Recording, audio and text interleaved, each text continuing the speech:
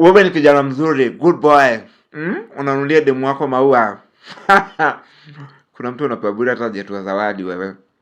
Sisi kumuelewa? Mr. Good man. Nice man will never get hakuna mtu mwanaume mzuri mwenye atapata mwanamke, hakuna. Hakuna. You're a good person. Inafaa kwanza mtu wa kwanza ukiwa mtu wa madrama, mtu wa mademu wengi. Second, hautabiriki, hauelezeki. Unaweza kujua umefura zako na unaanza tu kuambia wewe Ebula na kwa kiketi na unalala kwa kitanda lonely. Unasikia? Msagude arside mna kwambia sina nails zangu umetuma pesa nails. We utagongwa character development wewe. Hujawahi kutana character developmental. Hiyo ni nonsense. Wacha nikwambie. Mimi leo nataka niwaambie ukweli.